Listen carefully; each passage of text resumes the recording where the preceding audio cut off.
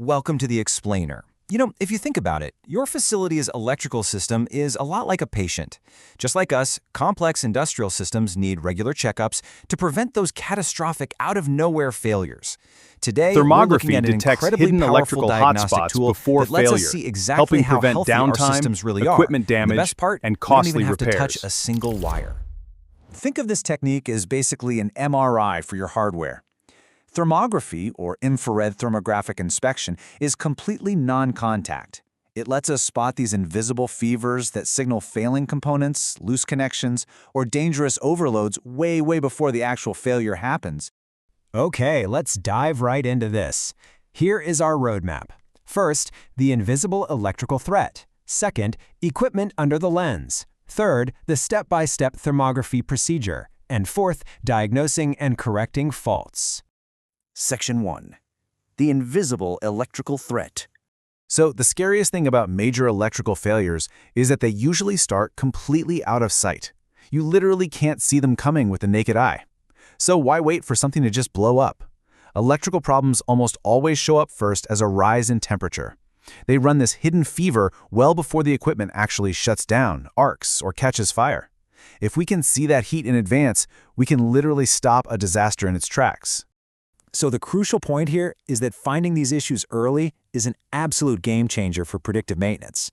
Thermography detects loose or corroded connections, identifies overloaded cables, and it easily spots unbalanced phases in three-phase systems. It pinpoints failing components like breakers or bus bars. By catching all of this early, we prevent massive fire hazards and those incredibly expensive unplanned shutdowns. It just vastly improves overall plant reliability and safety. Moving on to Section 2. Equipment under the lens. So who exactly are the patients in our electrical clinic? What components are we actually pointing our cameras at? Well, here's the heavy-duty hardware we typically scan. We're looking at switchgear, both low and high-tension panels. We scan circuit breakers, whether they're air, vacuum, or molded case. We're checking out bus bars, vulnerable cable joints, those massive transformers, motor control center panels, motor terminals, and your everyday distribution boards. Basically, no critical piece of the power chain is left unchecked.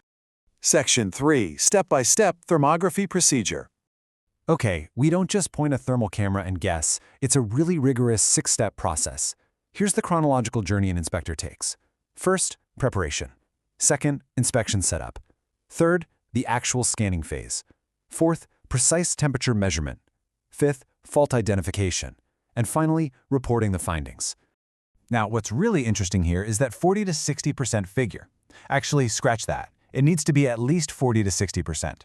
This represents the required electrical load during Step 1, preparation. The system has to actually be under normal operating load for the test to be valid. It's exactly like putting a cardiology patient on a treadmill stress test. If the system is off or just barely running, you simply won't see the thermal stress points. You also, of course, need to inform the operations team and follow lockout/tagout procedures if panel covers need to be taken off. Once we're prepped, we move to Step 2, inspection setup.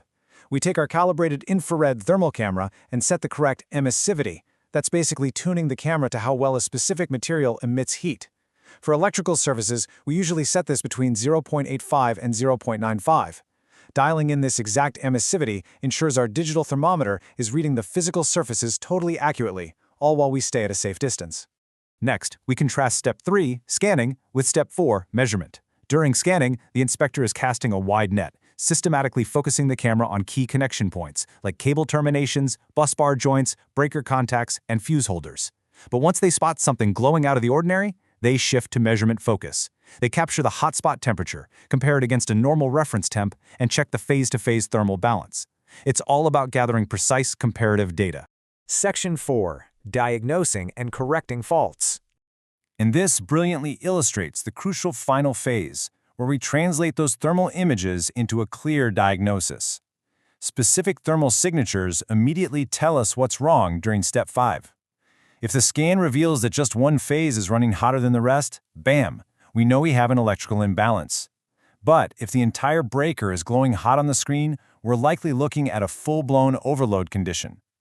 The thermal shape literally tells the story of the stress. Let's keep going with that diagnosis metaphor. If the thermal image shows a highly targeted, super bright hotspot, it's almost always a dead giveaway for a loose connection. On the flip side, a broader patch of localized heating usually points to a contact resistance issue somewhere inside the joint. Let's move to how this builds into our acceptance criteria guide. The exact temperature differences, what we call delta T, trigger very specific actions. Under 10 degrees Celsius, totally normal. Between 10 and 20 degrees, we monitor it, but hit a 20-degree difference and maintenance is absolutely required. And look at the bottom there. A 40-degree temperature difference demands an immediate shutdown because the risk of catastrophic failure or a fire is right around the corner. These delta T values feed directly into Step 6, reporting. The inspector categorizes the severity of the faults. Low severity is a 0 to 10 degree difference. Medium is 10 to 25 degrees, and high, which means urgent, is anything over 25 degrees. This classification goes straight into the final report right alongside the before and after thermal images, so maintenance teams know exactly what to tackle first. So, what are the prescribed cures? Once that report is in, we take corrective actions. This means physically getting in there and tightening those loose terminals, replacing damaged lugs or cables, and rebalancing the load across the phases. Sometimes it just takes cleaning oxidized contact surfaces, or if a component is truly toast, replacing faulty breakers or contactors entirely. Acting on these findings is the whole point. It's what restores the equipment to full health. Now, I shouldn't even have to say this, but even though thermography is a non-contact diagnostic, safety is absolutely paramount. You must never touch live components during the inspection.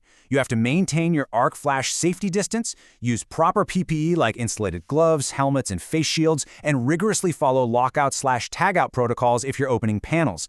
But doing this safely unlocks huge benefits. You prevent massive fires, slash your breakdown costs, extend equipment life, and ensure your plant keeps running without interruption. It's pretty amazing how much you can prevent just by making the invisible visible. By systematically scanning for thermal anomalies, we stop disasters before a single spark flies. Which leaves me with one final question for you to think about. Are the electrical panels around you running a hidden fever right now? Thanks for joining me for this explainer, and I'll catch you next time.